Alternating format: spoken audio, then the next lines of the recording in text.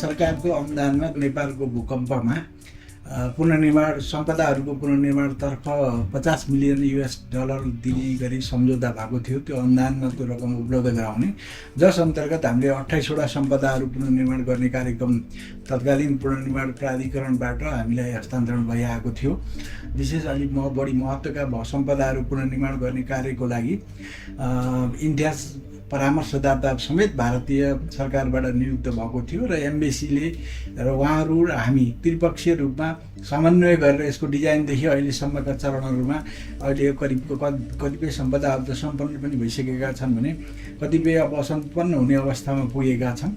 Indian National Trust for Art and Cultural Heritage is India's largest non-profit membership organization dedicated to conservation and preservation of India's tangible and intangible heritage. Since 2019, INTACH has been providing technical assistance for the ongoing Government of India funded earthquake conservation of cultural heritage sites in Nepal. यो ज्येष्ठ वर्ण महाविहार हाम्रो महाविहार मध्येमा यो बाहा बही दुई किसिमको हाम्रो चाहिँ बहाल र बहिल छ। हाम्रो बुद्ध धर्म अनुसार हामीले बाहा बही भनेको एउटा विश्वविद्यालय जस्तै बुद्ध धर्म अध्ययन गर्ने यो चाहिँ महाविहार हो। यो ज्येष्ठ वर्ण महाविहार बहीहरू मध्ये सबभन्दा पुरानो बही ज्येष्ठ बही हो। यहाँ गर्भगृहमा श्री शाक्य मुनि तथागत विराजमान हुनुहुन्छ।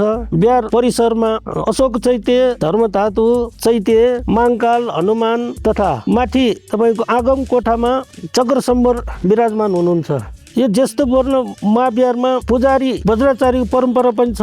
यो बहीमा अशोक चैत्य विराजमान भएको कारणले यसलाई चाहिँ 2000 वर्षभन्दा पुरानो भन्न सकिन्छ। The Jestha Varna Mahavihara, the 17th century brick and mud structure, was extensively damaged by the 2015 earthquake, leaving only the ground floor, which was also unstable. In the last few years, only 3 blocks of the original quadrangular plan of the Mahavihara survived, which led to a significant retrofitting and reconstruction work as part of the project. 2015 अप्रिलको earthquake पछि चाहिँ फुसाको भागहरू र छानाको भागहरू चाहिँ totally collapse भएको अवस्थामा रहेको थियो। माथिपट्टि चाहिँ वालहरूमा पनि ठुला चाहिँ 12 mm भन्दा ठुला क्र्याकहरू चाहिँ वालमा चाहिँ सिभर क्र्याकहरू थिए। त्यसपछि माथिका काठहरू चाहिँ टोटल्ली डिके भएका थिए, कुहिएका थिए र तिनीहरूलाई चाहिँ पुनर्प्रयोग गर्न सक्ने अवस्थामा पनि थिएन। When we arrived back in 2019, not much of the original physical fabric of the Mahavihara remained.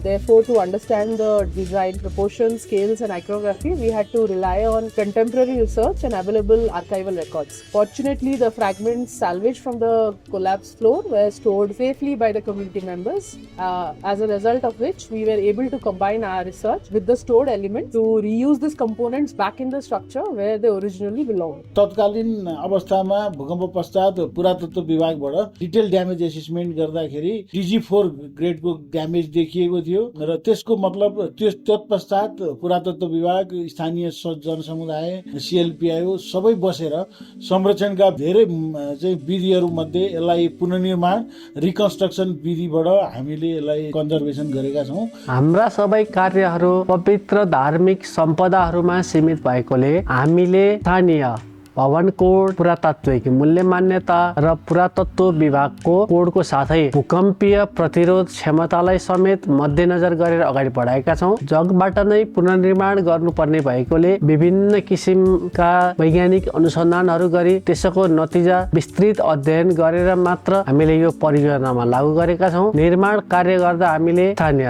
सामान र ऐतिहासिक महत्त्वका सामग्रीहरूलाई पुनर्प्रयोग गरेका छौं। हामी आउँदा चाहिँ यो 72 सालको भूकम्पले गर्दा लगभग एक तल्ला चाहिँ भत्काएर आउँथ्यो, एक तल्ला बाँकी थियो। तर यहाँको कम्युनिटी, इन्ट्याच र CLPI सबैको सहयोगले हामीले चाहिँ कामहरू सुचारू रूपले सहजताका साथ सुरु गरेर अहिले लगभग सकिने अवस्थामा छ। सबैभन्दा बलियो स्थानीय सालको काठ प्रयोग गरी जमिन माथिको भाग र जमिन मुनिको भागलाई एक अर्कामा बाँधिने गरी स्प्लिन्ट एन्ड ब्यान्डेज तरिकाद्वारा संरचनाको निर्माण भएको छ। नेपाल भवन संहिता र पुरातत्व विभागको कोडलाई पालना गरी परम्परागत चुना, तुर्की, मापा, ढाँची अप्पा, टेलिया इँटा आदि प्रयोग गरी संरचनाको निर्माण भएको छ। संरचनाको भूकम्प प्रतिरोध क्षमता अभिवृद्धि गर्न काठ जोड्ने तरिकाहरू पनि सोही अनुसार प्रयोग गरिएको छ। यो जीवित सम्पदा स्थल भएकोले नियमित पूजापाठका लागि मन्दिरको मुख्य भागलाई यथावत राखेर वरिपरि पुनर्निर्माण गरिएको छ। The emphasis on the reuse of historic and architectural elements is a distinctive feature of INTACH's conservation methodology.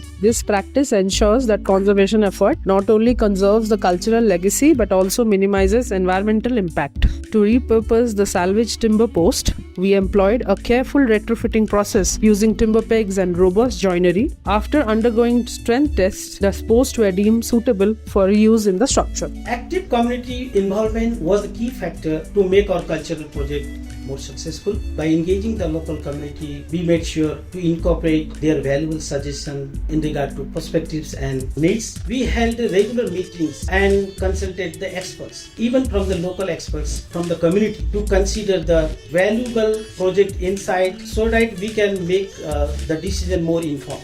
This collaborative approach not only built a sense of ownership within the community but also enhanced the project's overall effectiveness. अब काम गर्ने सिलसिलामा पनि हामीले सोचेको भन्दा अब धेरै नै चाहिँ नि अब राम्रो हामीले पायौँ। अब पुरानो हामीले थाहा नभएको कुराहरू पनि अब धेरै कुराहरू यहाँ चाहिँ आइयो, देखियो हैन, महसुस गर्नु पायो। सानो कुरामा पनि अब सल्लाह गरेर कम्युनिटीसँग सल्लाह गरेर छलफल गरेर सकेसम्म पुरानोपन ल्याउनको लागि उहाँहरूले जुन मेहनत गर्नुभयो त्यसको लागि म धेरै धन्यवाद दिन चाहन्छु।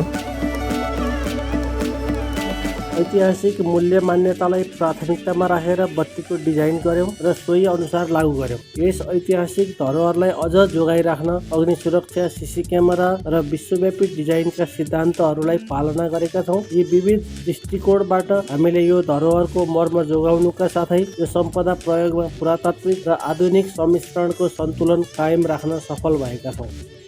INTACH has been organizing specialized training and capacity building programs for both conservation professionals and local artisans covering various topics.